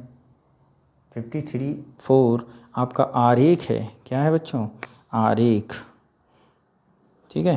तो इसमें जब हम सॉल्व करेंगे तो ज़रा देखते हैं क्या है पहला क्वेश्चन। पिछले वर्षों में बिक्री में इकाइयों की संख्या का अनुपात लाख में क्या होगा। तो यहाँ पे बच्चों ऑप्शन आएगा 43 लाख।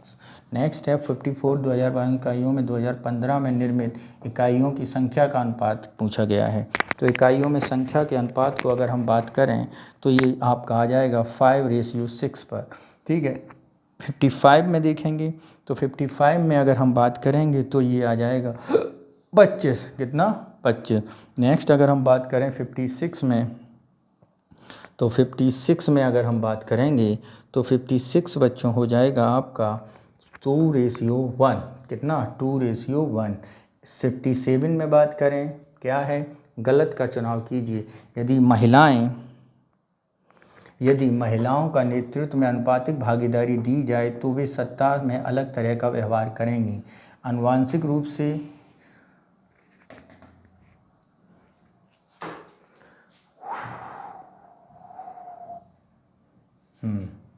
गलत चुनाव करना है, पहली बात समझिए।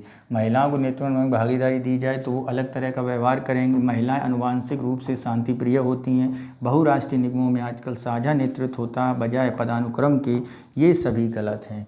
अगर हम यहाँ पे बात करें तो बच्चों ये सभी कथन गलत हैं, यानी 57 का क्या होगा, 57 का होगा डी ऑप्शन, ठीक है। नेक्स्ट चलते हैं क्वेश्चन नंबर 58 पर और 58 देखते हैं समबाहु त्रिभुज क्या है, क्या कह रहा है 58। किसी त्रिभुज के क्षेत्रफल विविध क्षेत्रफल 314 सेंटीमीटर, यदि त्रिभुज समबाहु हो तो उसका परिमाप क्या होगा। तो पर त्रिभुज का क्षेत्रफल का फॉर्मूला होता है πr², ठीक है। तो क्या है आपका, है आपका 314। तो इसमें r निकालेंगे तो r हो जाएगी 100 और r हो जाएगी 10, ठीक है। और परिमाप जो होता है वो होता है आपका कितना, वो होता है 3 रूट साइड, यानी 3 × साइड, कितना हो जाएगा 3 इंटू साइड, तो ये जब सॉल्व करेंगे तो आएगा 30 इंटू रूट 3, कितना 30 इंटू रूट 3, यानी ऑप्शन नंबर क्या हो जाएगा, ऑप्शन नंबर आपका हो जाएगा 30 इंटू रूट 3, यानी बी ऑप्शन, क्या है बी ऑप्शन। नेक्स्ट चलते हैं क्वेश्चन नंबर 59 पर, कितना 59 पर। किसी क्लब में सदस्यों को समांतर श्रेणी में उनका सर्वांतर 3 महीने, सबसे छोटा सदस्य 7 वर्ष का है, सभी सदस्य आयु का 250 वर्ष हैं, तो क्लब में सदस्यों की संख्या कितनी है, ए 15, बी 25, सी 20 और डी 30। तो यहाँ पर जो क्लब की संख्या होगी वो बच्चों होगी आपकी बी 25। नेक्स्ट चलते हैं क्वेश्चन नंबर 60 पर और देखते हैं 60।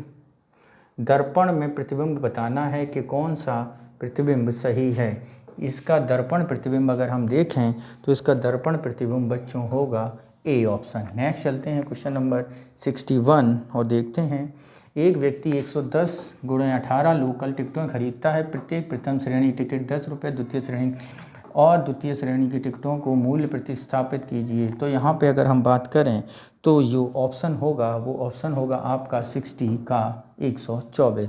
अगर आपके इसके सॉल्यूशन की बात करें तो यहाँ पे अगर हम बस देखें तो x + y = 80 मान लेंगे, ठीक है, और इसे सॉल्व करेंगे तो 10x + y 10y = 180 और x 10x + 3y = दिया है 110 और इसे सॉल्व करेंगे तो 7x = 70, यानी x y = आपका 10 आ जाएगा, ठीक है। तो इस तरह ये सॉल्व हो जाएगा। नेक्स्ट क्वेश्चन नंबर 62 देखते हैं। किसी समस्या की 4 अवस्थाएं हैं। प्रारंभिक, संचालक, मध्यवर्ती, लक्ष्य अवस्था के अंतरिम प्रतिनिधित्व या मेंटल मॉडल को कहा जाता है। तो मेंटल मॉडल को कहा जाता है problem space, B problem continuum और सी की बात करें प्रॉब्लम आर्काइव या डी बात करें आपका प्रॉब्लम पर्सोना। तो किसी समस्या की 4 अवस्थाओं की आंतरिक प्रतिनिधित्व या मेंटल को कहा जाता है प्रॉब्लम कंटिन्यूम, यानी प्रॉब्लम आर्काइव या प्रॉब्लम पर्सोना। तो ये होगा आपका problem continuum, B option. Next चलते हैं क्वेश्चन नंबर 63 पर। आपके पास आपके बॉस का कॉल जाता है, साथ किसी कार्य के संबंध में मतभेद है। आपका बॉस उस बात को मानने के लिए आप पर दबाव बना रहा है। आप क्या करेंगे, उसकी बात सुनेंगे और अपने विचारों को दबा देंगे, उस कार्य को छोड़ देंगे, तथ्यों के आधार पर उसे अपनी बात समझाएंगे। जब तक वह आपके प्रस्ताव को स्वीकार नहीं करता बहस करेंगे। तो ऑप्शन सी सबसे सटीक उत्तर है। नेक्स्ट चलते हैं क्वेश्चन नंबर 64 पर और देखते हैं 16 अगस्त 2047 को कौन सा दिन था। क्या है बच्चों, 16 अगस्त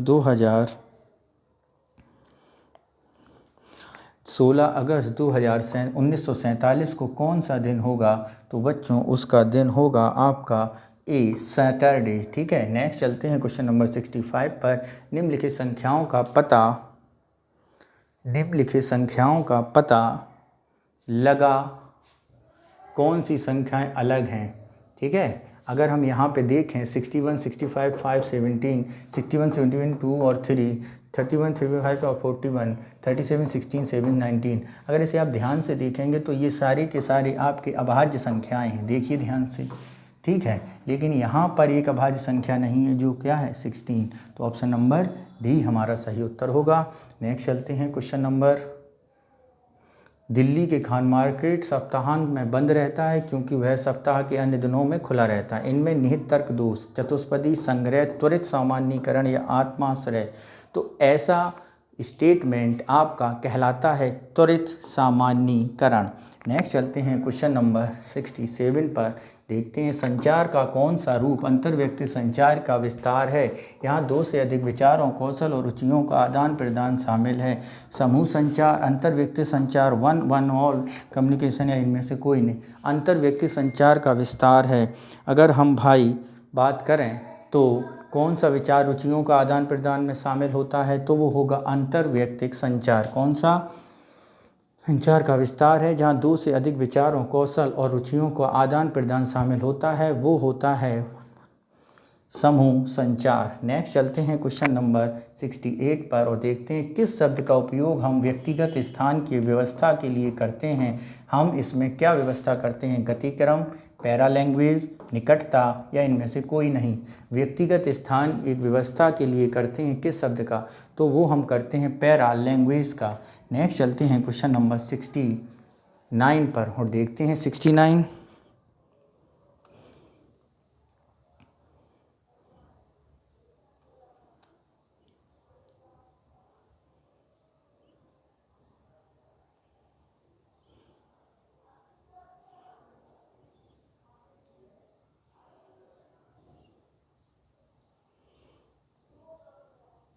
69 देखें, ए रेशियो बी इतना, बी रेशियो सी और डी और ई और एफ, तो ए बी सी और डी ई एफ को ज्ञात करें। तो इसे जब बच्चों हम सॉल्व करेंगे A B C D E F को, तो ये हो जाएगा A B C D E F. तो इसे सीधा वैल्यू रख दें और इसे सॉल्व करने के बाद हम देखेंगे हमारा आंसर आएगा 30/70/125। नेक्स्ट चलते हैं क्वेश्चन नंबर 70 पर और देखते हैं 70। विजय तथा अजय विपरीत दिशा में विपरीत दिशा में 100 मीटर वृत्ताकार ट्रैक पर दौड़ रहे हैं। हर बार जब वे मिलते हैं तो वे अपनी गति के साथ साथ अदला बदली कर लेते हैं। उनके 13वें तथा 23वें मिलन बिंदु के बीच की न्यूनतम दूरी क्या होगी यदि उनकी मूल गति इस अनुपात में हो? ठीक है, अगर हम यहाँ पे बात करें, यहाँ पे अगर हम बात करें क्या होगी, तो बच्चों यहाँ पे अगर हम बात करेंगे तो इसमें सॉल्व करने पर जो आंसर आएगा वो हमारा आएगा 400 मीटर। नेक्स्ट चलते हैं क्वेश्चन नंबर 71 पर और उस पाई चार्ट के रूप में देखते हैं क्या है 71 और उसे समझते हैं।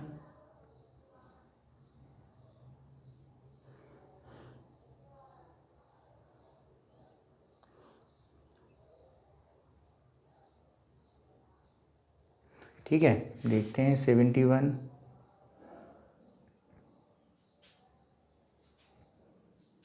एक गाड़ी भी वेग से सीधी रेखा में इतने मीटर कंबन ग्राफ दर्शाया जाता है। 8 सेकंड में गाड़ी का ऑडोमीटर रीडिंग कितना बढ़ जाएगा? ठीक है, अगर हम यहाँ पे बात करें ऑडोमीटर रीडिंग कितना बढ़ जाएगा, अगर इसकी हम बात करेंगे तो इसका ग्राफ आपका क्या हो जाएगा? तो ये बच्चों आपका हो जाएगा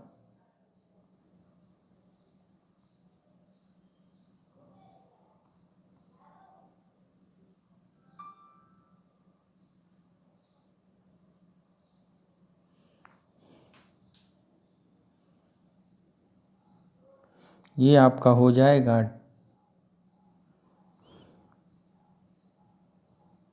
यानी 10.5 मीटर।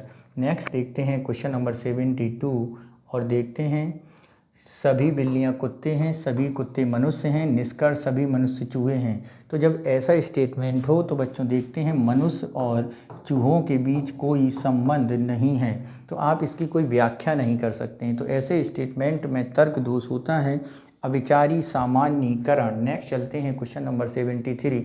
समान पदानुक्रमित स्तर वाले एक व्यक्ति दूसरे व्यक्ति से निम्नलिखित संदेश कहा जाता है। समान यानी सेम लेवल में, ए ऊर्ध्वगामी नहीं, अधोमुखी नहीं, क्षैतिज या ऊर्ध्वाधर, तो ये होता है आपका क्षैतिज संचार। नेक्स्ट चलते हैं क्वेश्चन नंबर 74।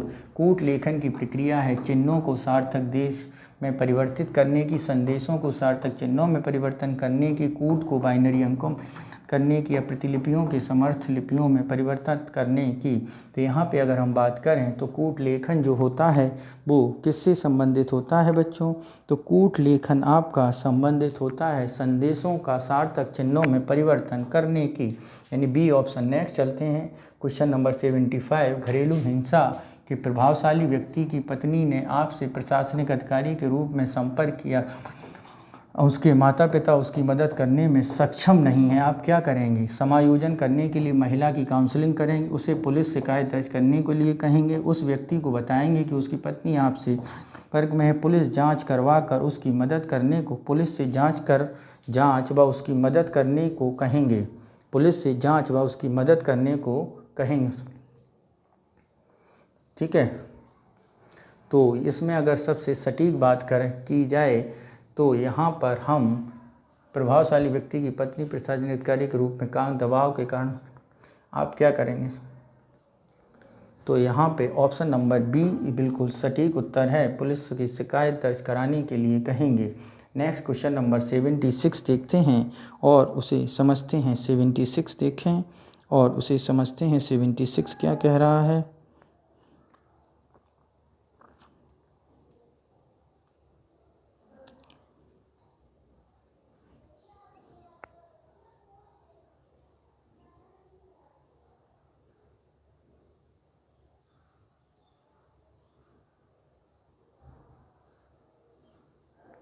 देखें जरा, निम्नलिखित में से कौन सा भिन्न छोटा भिन्न है? तो बच्चों यहाँ पे दो तरीके से, एक तो आप क्या करें, सबका इसमें भाग दे लें या सीधा डिफरेंस निकाल लें। 8 और 11 के बीच का डिफरेंस 3 का है, 9 और 13 के बीच का डिफरेंस 13 का है, 5 और 12 के बीच 7 का है, और 7 और 22 के बीच देखेंगे तो 15 का है। ठीक है, तो यहाँ पे जिसके बीच ज़्यादा डिफरेंस वो ही सबसे छोटा होगा, यानी सबसे छोटी भिन्न होगी 7/22, यानी डी ऑप्शन सही होगा। नेक्स्ट चलते हैं क्वेश्चन नंबर 77 पर। चतुर्भुज का क्षेत्रफल क्या होगा यदि उसकी एक विकर्ण की लंबाई 25 और इस विकर्ण के विपरीत भुजा से खींचे गए अभिलंब की लंबाई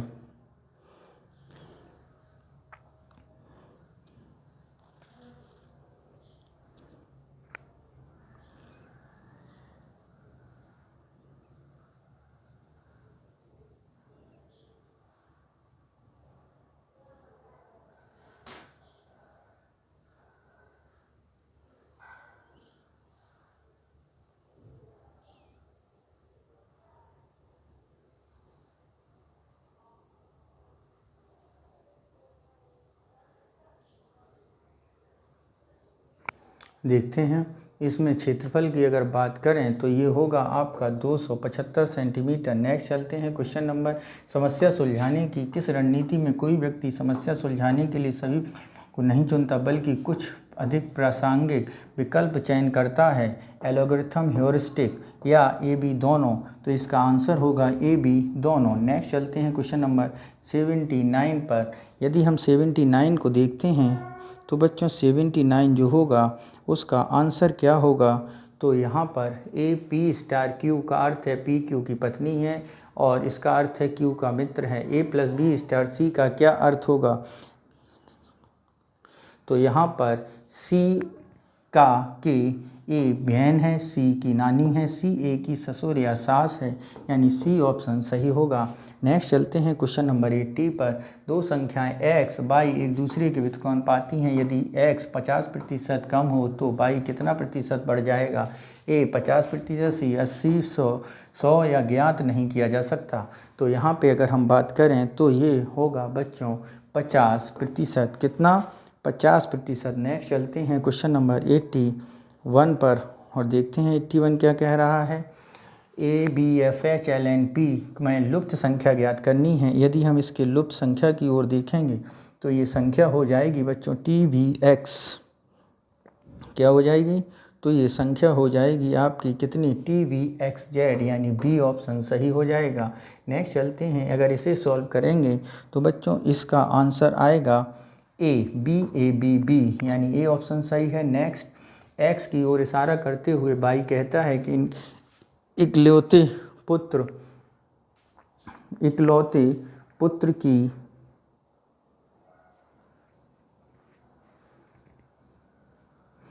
एक्स की ओर इशारा करके बाई कहती है इकलौते पुत्र के दादा मेरे ससुर हैं। एक्स और बाई के बीच क्या संबंध है?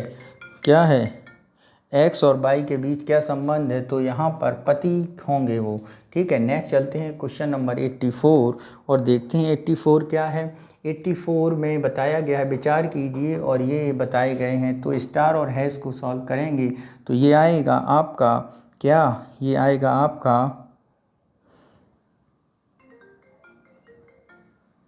ये आपका होगा 84, यानी ये सी ऑप्शन। नेक्स्ट चलते हैं 85।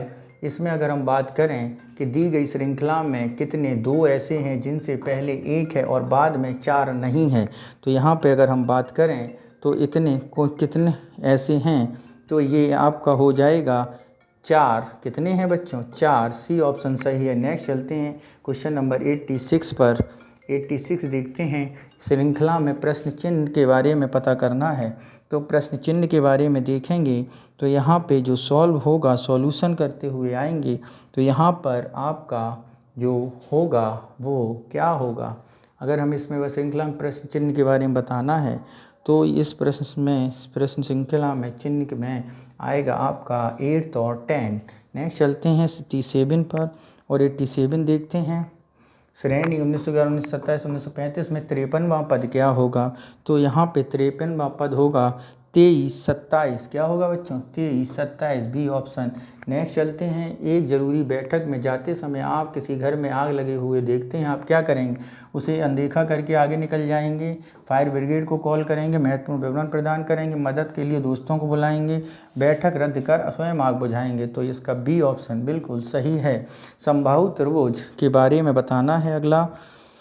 समबाहु त्रिभुज और उसके तीनों कोनों काट कर एक सममित चतुर्भुज बनाया गया है, कितने क्षेत्रफल प्रतिशत की कमी हो जाएगी। तो बच्चों यहाँ पर प्रतिशत की कमी हो जाएगी सी 33.3% की। नेक्स्ट चलते हैं, दूध और पानी को 2, 3, 3, 5, 5, 7 3 श्रेणियों में समान अर्थ में मिलाया गया है।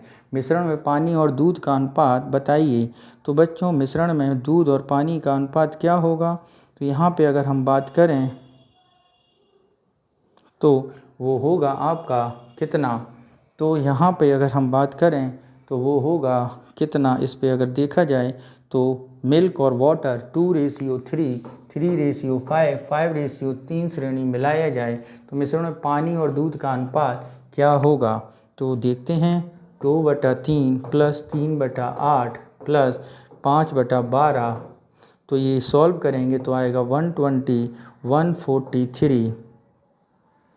ठीक है, तो यहाँ पे जो ऑप्शन बनेगा तो वो क्या बनेगा उसको ध्यान से देखेंगे तो वो बच्चों आपका बनेगा क्या, वो बनेगा आपका 208:107। ठीक है, नेक्स्ट चलते हैं क्वेश्चन नंबर 91।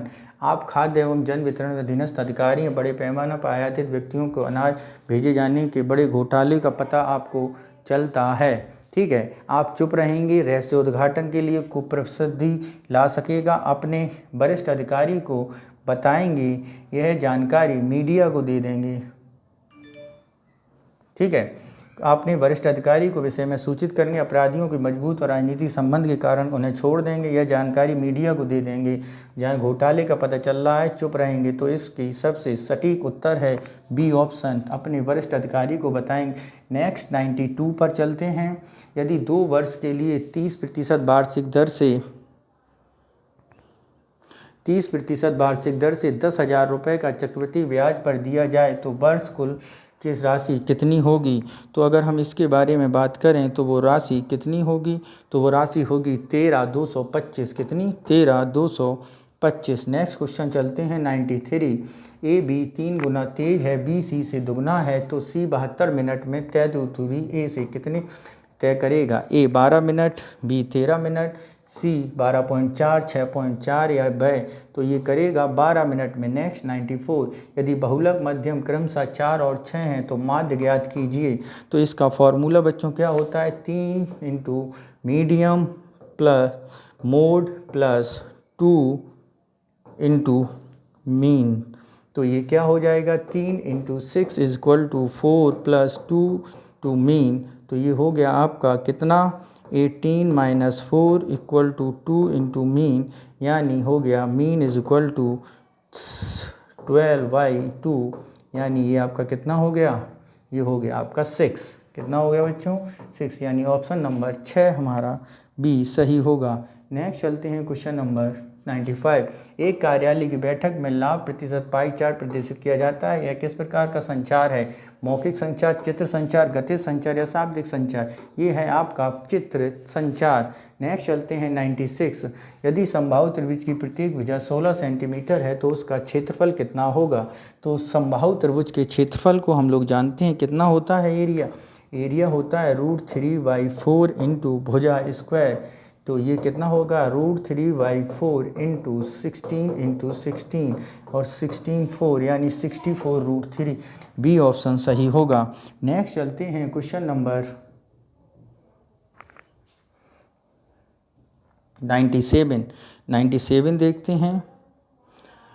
यदि किसी चित्र में त्रिभुज स्वास्थ्य प्रतिनिधित्व करता है, वर्ग वृद्धों का प्रतिनिधित्व करता है, वृत्त पृष्ठों का प्रतिनिधित्व करता है तो स्वस्थ में लेकिन वृद्ध ना हो, तो यहाँ पर अगर हम देखेंगे तो त्रिभुज स्वस्थ का, ठीक है, वर्ग वृद्धों का, वर्ग किसका? वृद्धों का, ठीक है, और वृत्त क्या है? वृत्त पुरुषों का, ठीक है। तो उसका क्षेत्र पता लगाइए जो उन पुरुषों का प्रतिनिधित्व करता है जो स्वस्थ हैं लेकिन वृद्ध नहीं हैं। तो ये 6 क्या हो गए? 6 हमारे क्या हैं? ओल्ड हैं। 6 क्या हैं? ओल्ड हैं, ठीक है। और त्रिभुज क्या है? स्वस्थ। त्रिभुज में कितना लिखा है? 1 लिखा, 2 लिखा, 3 लिखा, 4 लिखा। पहले बुजुर्ग का निकाल लें तो बुजुर्ग में आपके 5 भी हैं, बुजुर्ग में आपके 3 भी हैं, बुजुर्ग में आपके 4 भी हैं, ठीक है। अब क्वेश्चन देखते हैं। उन पुरुषों का करना है जो स्वस्थ हैं लेकिन वृद्ध नहीं हैं। तो स्वस्थ का प्रतिनिधित्व कौन कर रहा है? अगर हम स्वस्थ के पुरुषों, वृद्ध पुरुषों का प्रतिनिधित्व करता है और त्रिभुज स्वस्थ, त्रिभुज में देखो 1 और 2 वृद्ध से बाहर हैं, क्या? 1 और 2, और वृत्त पुरुषों का कर रहा है तो कितने बाहर हैं? 2, यानी ऑप्शन नंबर डी हमारा सही होगा। कितना? डी हमारा सही होगा। नेक्स्ट चलते हैं 98 पर, देखते हैं। निम्नलिखित औपचारिक अनौपचारिक चैनलों में से किस में अधीनस्थों को तत्काल उच्चतर के साथ साथ उच्चतर से उच्चतर के साथ सीधे संवाद की अनुमति देता है? मुक्त प्रवाह, उल्टा वी नेटवर्क, व्हील नेटवर्क या सिंगल चैन नेटवर्क? अधीनस्थों को उनके तत्काल उच्चतर के साथ, उनके उच्चतर से उच्चतर के साथ, तो ऐसा प्रभाव आपका होता है व्हील नेटवर्क वाला। कौन सा बच्चों? मुक्त प्रवाह। कौन सा? Wheel network. नेक्स्ट चलते हैं क्वेश्चन नंबर 99। भाषा के शाब्दिक अंत में अनिवार्य घटक है आकुलेक्सी शब्दिक संचार आंखों की भूमिका का अध्ययन। निम्नलिखित में से कौन से कथन सही हैं? भाषा अशाब्दिक संचार का अनिवार्य घटक है। अशाब्दिक नहीं, भाषा शाब्दिक संचार का अनिवार्य घटक है, ठीक है। भाषा अशाब्दिक, अब वो क्षेत्र, ये बात सही है, अनिवार्य घटक हो सकती है, ठीक है। अकोलेक्स अशाब्दिक संचार आंखों की भूमिका का अध्ययन है, ठीक है। ये दोनों बातें सही हैं, यानी सी ऑप्शन हमारा सही होगा। एक घड़ी दाईं ओर दोपहर 12 बजे इस प्रकार बना रही है कि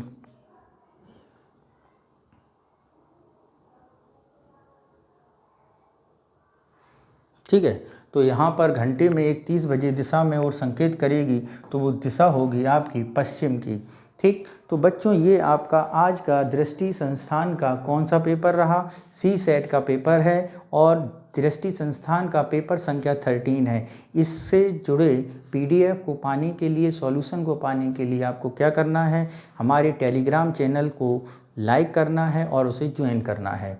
इसके साथ ही आप हमारे चैनल से लगातार जुड़े रहिए और हमें अपने कमेंट्स लगातार भेजते रहिए।